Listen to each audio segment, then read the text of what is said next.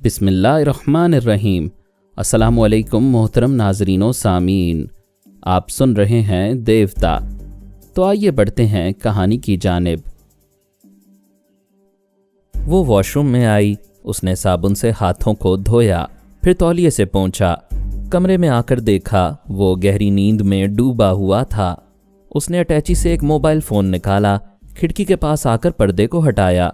बाहर दूर तक तारीकी थी, कहीं कहीं कुमकुमे रोशन नजर आ रहे थे। श्रीनगर में झील डल का समा देखकर लोग कश्मीर को जन्नते अर्जी कहते थे। यहाँ बैरूनी ममालिक से आने वाले सयाहों की भीड़ लगी रहती थी। रात को भी दिन का गुमान होता था। तहरीक आज़ादी के मतवालों ने भारतीय फौज को ऐसा हरासा किया था कि अब ये शहर तारीकियों में डूबा रहता था। कई इलाकों में कर्फ्यू और कई इलाकों में क्रैक डाउन होता रहता था। उसने मोबाइल के जरिए राबता कायम किया, फिर अपने चचा यहूदा गिल से कहा, हेलो अंकल, कैसे हो? फाइन थैंक यू, तुम सुनाओ, क्या अभी सोकर उठी हो? सुबह हो रही है। सोना नसीब नहीं हुआ। मैंने एक ऐसे शख्स को अपनी मुट्ठी में किया है जिसके मुतल्लिक सुनकर तुम हैरान रह जाओगे। मुझे यकीन है मेरी बेटी ने ज़रूर कोई कारनामा अंजाम दिया है। अंकल, वो एक गैर मामूली इंसान है। उसकी बसारत इतनी तेज़ है कि गहरी तारीकी में एक नन्हे से नुक्ते को भी देख लेता है। क्या तुम यकीन करोगे?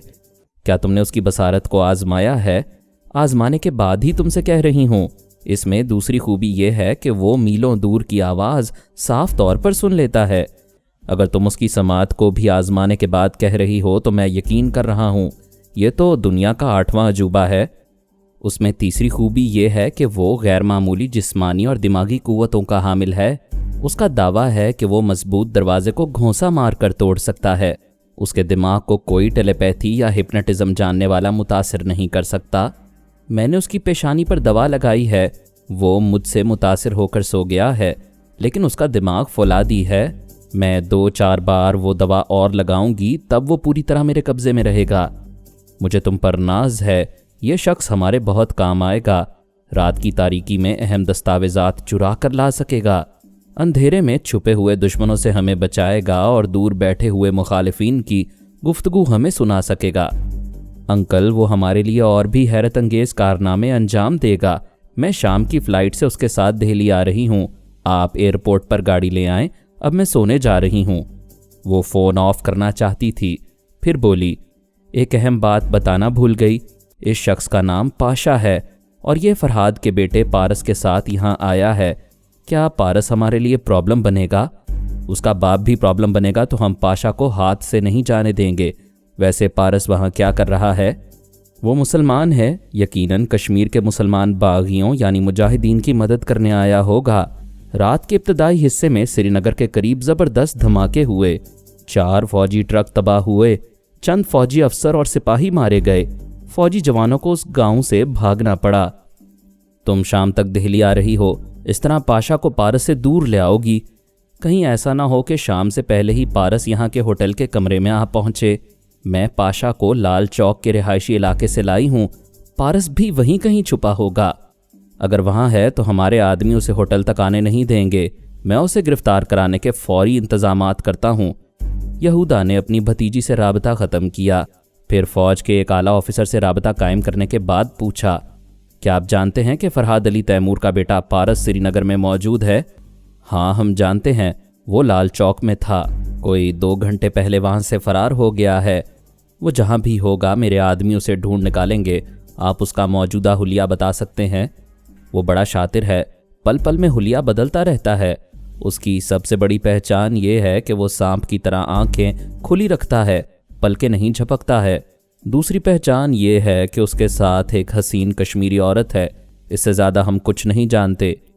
इतनी ही मालूमात काफ़ी हैं। आपका शुक्रिया। हम यहूदी हर कदम पर आपके साथ हैं। उसने फ़ोन बंद किया, फिर नंबर डायल किया। हैरी सिम्पसन अपने कमरे में सो रहा था। फ़ोन की घंटी ने उसकी आंखें खोल दीं।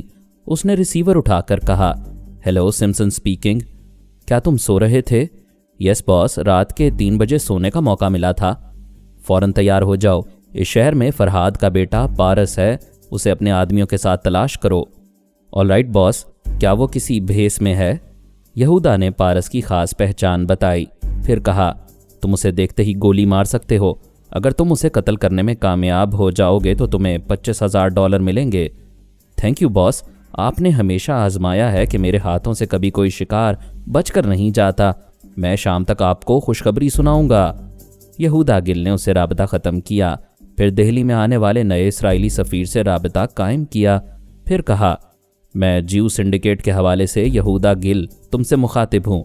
क्या तुम मुझे पहचानते हो? मिस्टर गिल, मेरे पास अहम अफराद की जो फहरिस्त है उसमें तुम्हारा नाम पहले नंबर पर है।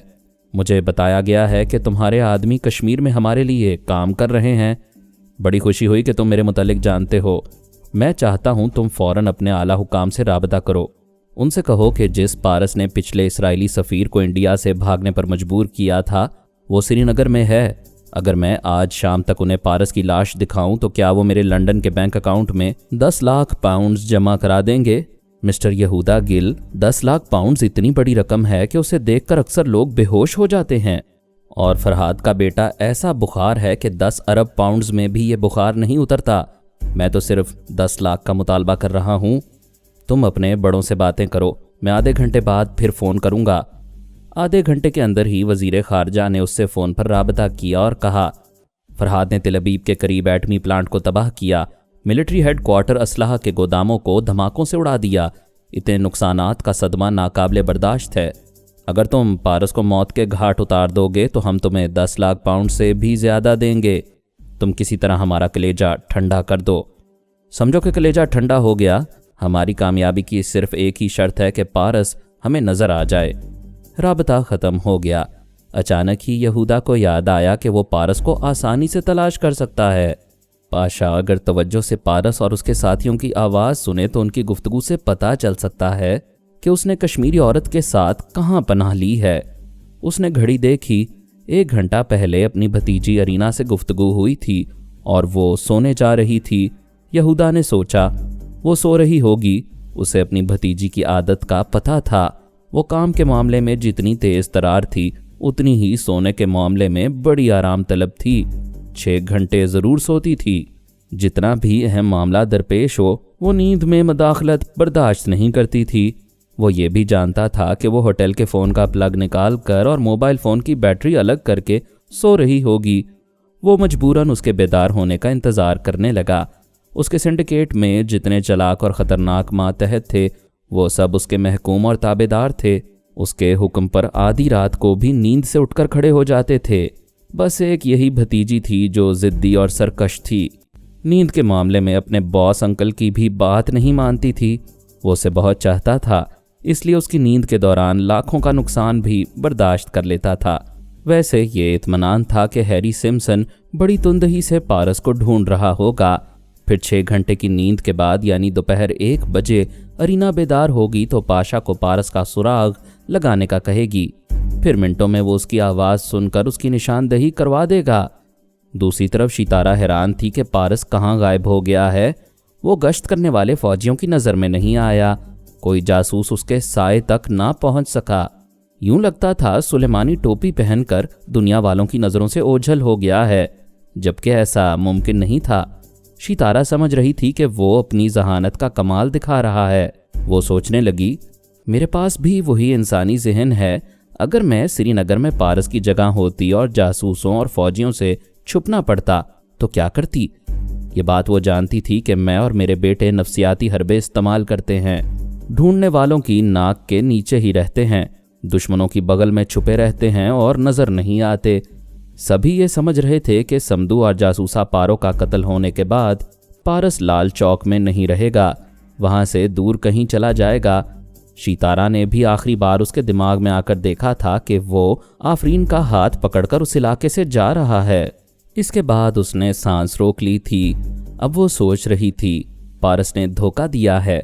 वो आफरीन का हाथ पकड़कर मोहल्ले से बाहर नहीं गया है, वहीं किसी मकान में छुप गया है। मुराद अली के मकान के दरवाजे पर तमाम रात ताला पड़ा रहा।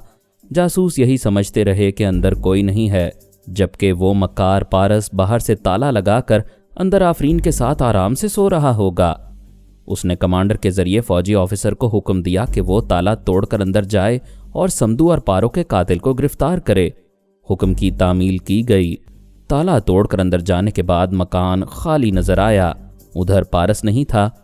शितारा ने झुंझलाकर कमांडर से पूछा, ये तुम्हारे फौजियों और जासूसों ने कैसी ट्रेनिंग हासिल की है? सब के सब पूरे शहर में दंदनाते फिर रहे हैं, मगर सिर्फ एक शख्स को नहीं पकड़ पा रहे। ये तुम लोगों के लिए डूब मरने की बात है। वो थक हार कर दिमागी तौर पर अपनी जगह हाजिर हो गई, निढाल सी होकर बिस्तर पर गिर पड़ी। पारस ने थका मारा था, गधे के सींग की तरह गायब हो गया था।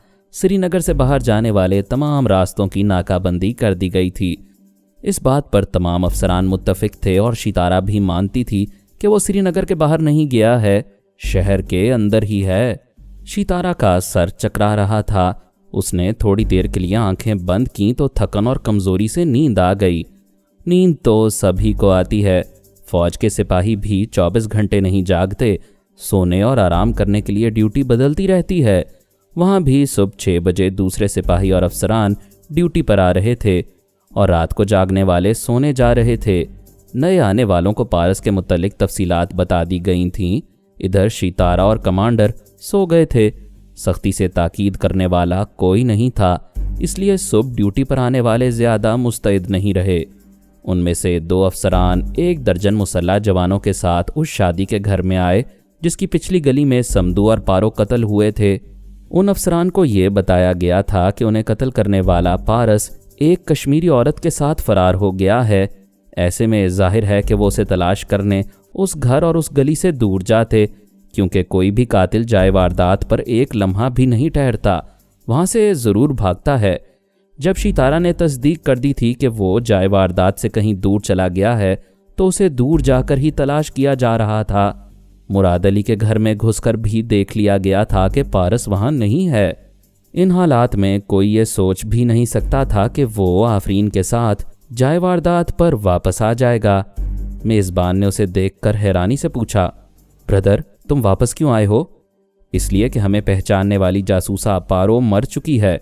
कोई फौजी हमें यहाँ अजनबी मेहमानों की हैसियत से नहीं जानता। आफरीन सरापा कश्मीरी है और मैं भी शादी में शरीक होने वाला मकामी मेहमान समझा जाऊंगा। अगर ऐसा ना हुआ तो वो मुझे हिरासत में ले लेंगे। आफरीन फिर भी महफूज रहेगी, मैं दुश्मनों से निमट लूँगा। मेज़बान और उसके तमाम करीबी अजीज़ वहाँ हाजिर रहने वाले तमाम मकामी मेहमानों को सरगोशियों में समझाने लगे कि तफ्तीश के दौरान कोई पारस और आफरीन को बाहर से आने वाले अजनबी मेहमान ना कहें, सब उनसे करीब और दूर की रिश्तेदारी जाहिर कर दें। वैसे इसकी नौबत नहीं आई। फौजियों ने दोनों लाशों को उठवाने के बाद मेज़बान को धमकियां दी कि उसने कातिल को वहां से फरार कराया है। अगर उसका पता ठिकाना ना बताया गया तो मेज़बान के खिलाफ सख्त कार्रवाई की जाएगी और उस घर में रहने वाली शादी रोक दी जाएगी। ये महज धमकियां थीं। लाल चौक के मुसलमानों को मजहबी और समाजी फ़राइज़ की अदायगी से रोका जाता तो पूरा इलाका मुश्तइल हो जाता। मुजाहिदीन पहले ही उनके लिए दर्द सर बने हुए थे, इसलिए वो पुरअमन रहने वाले मुसलमानों को इश्तियाल दिलाकर अपने मसाइल में इजाफा नहीं करना चाहते थे। पारस ने मेज़बान की पनाह में रहकर ये सुना कि फ़ौजियों ने मुराद अली के घर का ताला तोड़ दिया है।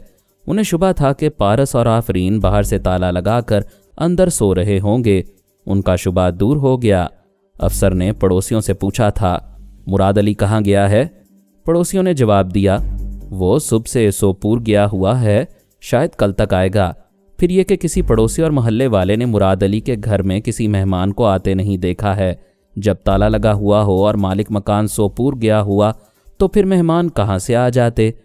मुराद अली ने पाशा और होमर को दूसरे 2 शादियों वाले घरों में पहुंचाया था। इसके बाद अपने मकान से उन मेहमानों का सामान उठाकर ले गया था। इस तरह फौजियों को किसी अजनबी मेहमान का सामान घर में नहीं मिला था। फिर मुराद अली को पता चला कि एक जासूसा ने समदू को गोली मार दी है और पारस ने उस जासूसा को कत्ल कर दिया है। उस इलाके के मुसलमान एक घर से दूसरे घर और एक गली से दूसरे गली में तमाम मुसलमानों को ताज़ा तरीन इत्तलाआत पहुंचाते रहते थे। खुसूसन लाल चौक के नौजवान अपने इलाके में आने वाले मुजाहिदीन की हिफाजत के लिए दूर तक एक दूसरे को ताज़ा सूरत हाल से आगाह करते रहते थे। फिर मुराद अली को खबर मिली कि पारस फरार नहीं हुआ है, उसी शादी वाले घर में मौजूद है। वो पारस और आफरीन का सामान लेकर उनसे मिलने आया। फिर कहा, आपने यहाँ मौजूद रहकर बड़ा ख़तरा मोल लिया है, यहाँ फिर कोई मुखबर आकर आप दोनों को ताड़ लेगा। पारस ने कहा, بے شک یہ خطرہ ہے، لیکن باہر بھی خطرات کم نہیں۔ ویسے میزبانوں کے لیے پرابلم نہیں بنوں گا۔ اچھا ہوا تم ہمارا سامان لے آئے، اب ہم حلیہ بدل کر یہاں سے جا سکیں گے۔ وہ اٹیچی سے میک اپ کا سامان نکالتے ہوئے بولا، ہم چہروں پر معمولی سی تبدیلی پیدا کریں گے۔ مسٹر مراد، یہ بتاؤ کہ لاری اڈا یہاں سے کتنی دور ہے؟ بالکل قریب ہے، لال چوک کے بعد بٹمالو میں ہے، وہاں جموں سے بھی بسیں آتی ہیں۔ پھر تو ہم ہندو بن کر اس لاری اڈے سے کہیں کسی ہوٹل میں جا کر قیام کریں گے۔ آفرین کے پاس ساڑیاں ہیں، صرف سندور کی کمی ہے۔ یہ ماتھے پر ٹیکا اور مانگ میں سندور بھر کر میری پتنی بن جائے گی۔ آفرین نے مسکرا کر کہا، یہاں سندور مل جائے گا، میں ابھی میزبان عورتوں سے معلوم کرتی ہوں۔ وہ کمرے سے گئی۔ پارس نے کہا، مسٹر مراد، کوئی مشورہ دو، ہمیں کون سا ہندو نام اختیار کرنا چاہیے؟ کیا کشمیر کے مختلف علاقوں سے آنے والوں کے پاس ثبوت کے طور پر بسوں کے ٹکٹ ہوتے ہیں؟ ہاں، ٹکٹ ضروری ہیں، وہ میں حاصل کر لوں گا۔ فوجی راستوں میں روک کر پوچھتے ہیں کہ کہاں سے آ رہے ہو، جہاں کا نام لوگے وہاں کا ٹکٹ دیکھتے ہیں۔ میں جب سوپور آتا جاتا ہوں تو ایک ٹکٹ سنبھال کر رکھتا ہوں۔ آپ نے بھی ابھی کہا کہ ہندو بن کر یہاں سے جائیں گے تو مجھے ایک بات یاد آ گئی، آپ کا کام بن جائے گا۔ وہ بتانے لگا کہ سوپور میں ایک ہندو عورت مالنی دیوی تھی، اس کا 6 ماہ کا بچہ پہاڑی سے گر کر لاپتہ ہو گیا تھا۔ ظاہر تھا کہ گہری کھائی میں گرنے والا بچہ زندہ نہیں ہوگا، لیکن ماں پاگل ہو گئی تھی۔ ایک بڑے سائز کی گڑیا کو سینے سے لگا کر رکھتی تھی اور کہتی تھی کہ میری شالنی زندہ ہے، یہ کبھی مر نہیں سکتی، جب تک میں اسے دودھ پلاتی رہوں گی یہ زندہ رہے گی۔ مالنی کے شوہر اجے کمار سے مراد علی کے کاروباری تعلقات تھے اور اچھی خاصی دوستی بھی تھی۔ وہ سوپور سے مالنی کے دماغی علاج کے لیے سری نگر آتا تو مراد علی کے مکان میں ہی قیام کرتا تھا۔ اس کے علاج سے تعلق رکھنے والے کاغذات اور ایکس رے وغیرہ مراد ہی کے گھر میں رہتے تھے۔ 2 ہفتے پہلے مالنی سوپور گئی تو اس کا دیہانت ہو گیا۔ اب وہ اس دنیا میں نہیں رہی۔ اجے کمار ان صدمات کو بھلانے کے لیے اپنے رشتہ داروں کے ہاں الہ آباد چلا گیا تھا۔ مراد نے پوچھا، مسٹر پارس، اگر میں اجے کمار اور مالنی کی تصاویر آپ کو دوں تو کیا آپ ان کا روپ دھار سکتے ہیں؟ بے شک میں ایسا کر سکتا ہوں، پلیز وہ تصویریں لے آؤ۔ مراد علی چلا گیا۔ فوجیوں نے اس کے مکان کی تلاشی لینے کے بعد اس کے دروازے پر اپنا تالا ڈال دیا تھا۔ وہ اپنے پڑوسی کے پاس گیا، پھر اس کی چھت پر چڑھ کر اپنی چھت پر آیا اور آنگن میں کود گیا۔ اپنے کمرے میں جا کر اس نے مالنی اور اجے کمار سے تعلق رکھنے والی تمام چیزیں نکالیں، پھر انہیں لے کر اسی طرح چھت کے راستے واپس نکل آیا۔ یہ چیزیں پارس اور آفرین کے لیے ایک سرمایہ ثابت ہوئیں۔ جب وہ دونوں 1.5 گھنٹے بعد بٹمالو کے لاری اڈے پر پہنچے تو وہ اجے کمار تھا۔ آفرین ساڑی اور زیورات پہنے، سندور لگائے، ایک بڑے سائز کی گڑیا کو سینے سے آنچل کے اندر اسی طرح چھپائے ہوئے تھی جیسے زندہ بچی کو دودھ پلا رہی ہو۔ اچھی ساڑی اور زیورات پہننے کے باوجود اس کے بال بکھرے ہوئے تھے اور وہ نیم پاگل سی دکھائی دے رہی تھی۔ مراد نے انہیں دیکھ کر کہا، مسٹر پارس، آپ نے تو کمال ہی کر دیا ہے، یہ بالکل مالنی بن گئی ہے اور آپ مکمل اجے کمار لگ رہے ہیں۔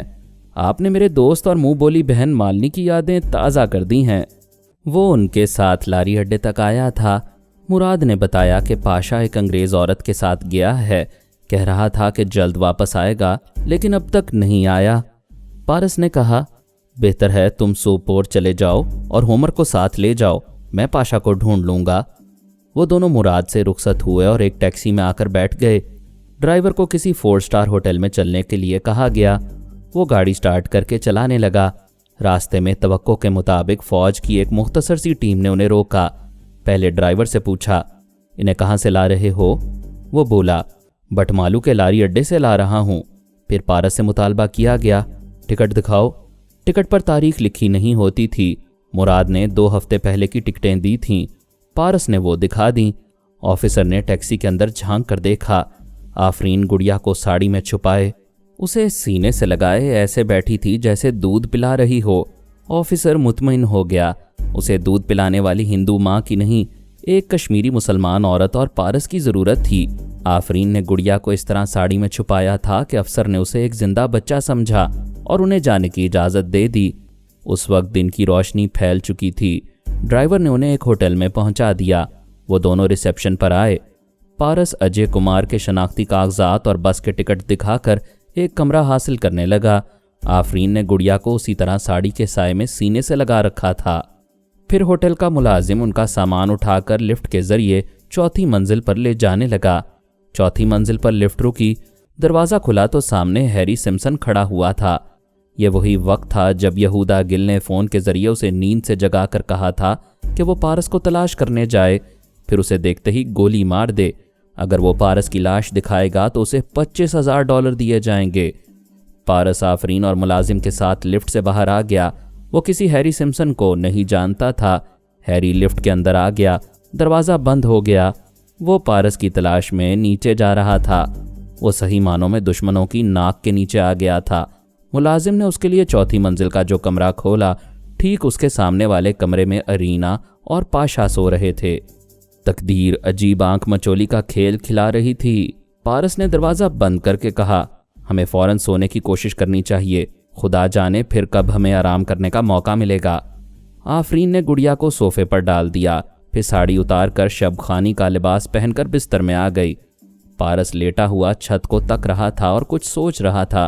आफरीन ने कहा, इस तरह सोचते रहोगे तो नींद नहीं आएगी। वो बोला, जब कोई बात खटकने लगती है तो मैं बेचैन हो जाता हूँ। जब से मैंने सुना है कि पाशा किसी अंग्रेज़ औरत के साथ कहीं गया है, तब से मेरे अंदर बेचैनी सी है। अब ये बात समझ में आई है कि वो थाली का बैंगन है। हसीन औरत के सामने हमारा राज उगल सकता है। कमबख्त भरोसे के काबिल नहीं। अब तुम्हें इत्मीनान होना चाहिए। कहीं सामना होगा तो वो हमें नहीं पहचान सकेगा। तुम भूल रही हो, वो हमारी आवाज़ मीलों दूर से सुन लेगा। हम होटल वालों से बातें करेंगे तो वो समझ लेगा कि हम किसी होटल में मालिनी और अजय कुमार बने हुए हैं। वाकई उसकी गैर मामूली सलाहियतें हमारे लिए मसला बन जाएंगी अगर हम अपनी आवाज़ बदल लें तो। यही तो मैं कहने वाला था। ये तय कर लो कि नींद से बेदार होने के बाद हम बदली हुई आवाज़ और लहजे में बोला करेंगे। दोनों ने वही तय किया, फिर सो गए। सितारा 4 घंटे तक सोती रही। उसने सोने से पहले दिमाग को हिदायत नहीं दी थीं। यूं ही मायूसी और थकन से निढाल होकर सो गई थी। नींद में भी पारस उसे अपने पीछे दौड़ा रहा था। दूर जाकर उसे ठेंगा दिखा रहा था और मजाक उड़ा रहा था कि वो उसे कभी पकड़ नहीं पाएगी। वो ख्वाब में भी अपनी तौहीन महसूस कर रही थी। जब आंख खुली तो समझ में नहीं आया कि वो सो रही थी या पारस से झगड़ा कर रही थी। वो एक जोंक की तरह उसकी ज़िंदगी से चिमट गया था। जितना उससे पीछा छुड़ाती थी उतना ही वो उसके तन और मन से चिमट जाता था। हकीकत में देखा जाए तो वो उससे नहीं लिपट रहा था, वो खुद ही उसे ओढ़ना बिछोना बनाए हुए थी। वो हरगिज़ ये नहीं चाहती थी कि पारस गिरफ्तार होकर भारत सरकार का कैदी बने। वो तो उसे अपना कैदी बनाए रखने के लिए भारतीय फौज को आलाकार बना रही थी। आंख खुलने के बाद उसने दिल ही दिल में दुआ मांगी, भगवान करे वो गिरफ्तार हो चुका हो। मुझे ये खुशखबरी मिले तो मैं कृष्ण भगवान की मूर्ति को सोने का मकट पहनाऊंगी। उसने दुआ मांगने के बाद ख्याल ख्वानी की परवाज़ की। कमांडर के पास पहुंची। वो सो रहा था। उसने दूसरे आला ऑफिसर के पास आकर कहा, मैं पूजा बोल रही हूँ, क्या वो गिरफ्तार हो गया है? आला ऑफिसर ने कहा, वो कौन? वो गुस्से से बोली, तुम्हारा बाप। क्या तुम नहीं जानते कि मैं ख्याल ख्वानी के ज़रिए कल से सिर्फ पारस को तलाश कर रही हूँ? मैडम, आपको इंडियन आर्मी के इतने बड़े ओहदेदार से इस तरह इस अंदाज में नहीं बोलना चाहिए। You shut up. तुम्हें भी हाजिर दिमागी से समझना चाहिए कि मैं पारस के मुतालिक पूछ रही हूँ। तुम्हारे चोर ख्यालात बता रहे हैं कि वो अभी तक गिरफ्तार नहीं हुआ है। तुम लोग हराम की तनख्वाहें लेते हो। सिर्फ श्रीनगर में हज़ारों मुसलमान फौजी और दर्जनों अफसरान हैं और ये सब मिलकर सिर्फ एक शख्स को गिरफ्तार करने में नाकाम रहे। तुम्हें सिर्फ निहत्ते कश्मीरियों पर जुल्म करना और अपना फौजी रोब और दबदबा दिखाना आता है। वो ज़रा चुप रही, फिर बोली, सुअर के बच्चे, तुम चुपके चुपके मुझे गालियां दे रहे हो और समझ रहे हो कि मैं वो छुपी हुई गालियां नहीं पढ़ रही हूँ। ये कहते ही उसने उसके दिमाग में जलजला पैदा किया। वो चीख मारकर फर्श पर गिरा, फिर तड़पने लगा। तकलीफ ऐसी शदीद थी कि उसके बाद दूसरी चीख ना उसके मुंह से निकल सकी। चंद सेकंड तक तड़पने के बाद वो बेहोश हो गया। वो आर्मी इंटेलिजेंस के चीफ के पास आई, फिर बोली, कुत्तों, कमीनों, हराम के खाने वालों, तुम अपने एक बाप को नहीं पकड़ सकते हो? आखिर तुम सब किस मर्ज की दवा हो? मैडम, ये गालियां हमारे लिए नाकाबिले बर्दाश्त हैं। हम अपने ऊपर वालों से शिकायत करेंगे।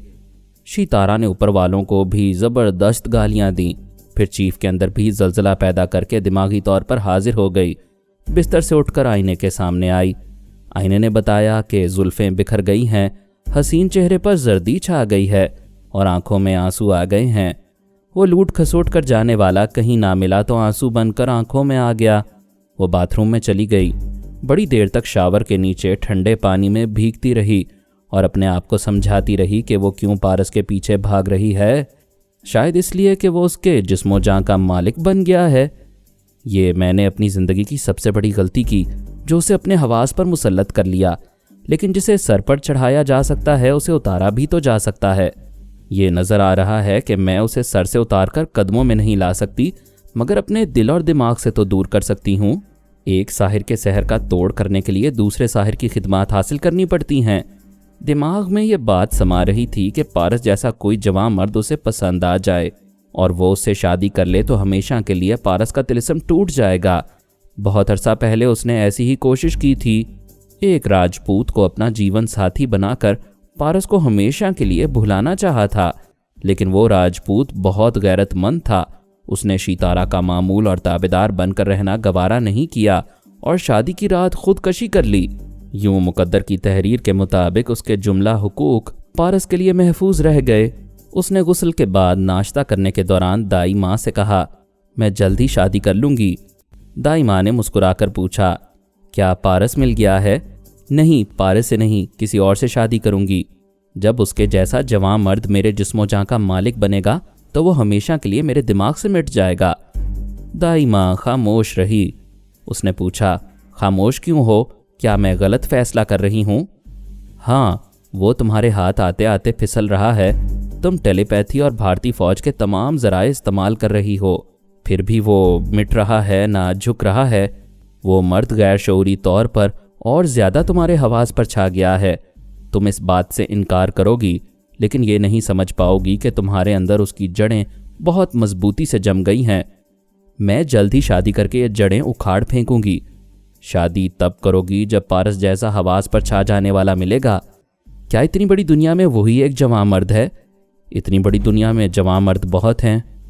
पारस सिर्फ एक है और तुम्हारी दुनिया में एक ही रहेगा। दाई माँ बर्तन समेट कर ले गई। वो ख्याल ख्वानी की परवाज़ करके कमांडर के पास आई। वो बोला, मिस पूजा, तुमने 2 आला अफसरान को दिमागी अजाब में मुब्तला करके अच्छा नहीं किया। मैंने नाअहल अफराद को सज़ाएं दी हैं। तुम्हारे जैसे बड़े अफसरान हमेशा सज़ाओं से बच जाते हैं।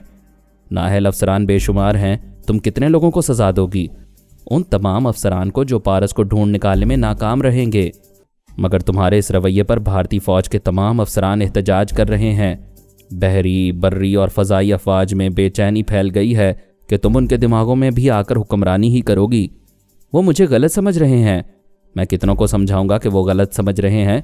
क्या तुम सैकड़ों अफसरान के दिमागों में जाकर उनकी ये गलत फहमी दूर कर दोगी कि तुम पारस की दीवानी हो और उसे हासिल करने के लिए कश्मीर में भारतीय फ़ौज को आलाएकार बना रही हो?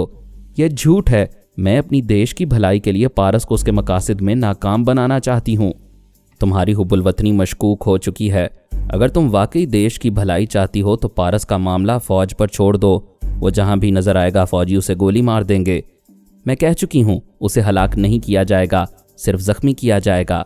मगर तीनों अफवाज के आला अफसरान का हुक्म है कि उसे ख़त्म कर दिया जाए, क्योंकि वो यहाँ बागियों की मदद करने और तखरीबी कार्रवाइयाँ करने आया है। कमांडर, तमाम आला अफसरान से कह दो कि यह हुक्म वापस लें।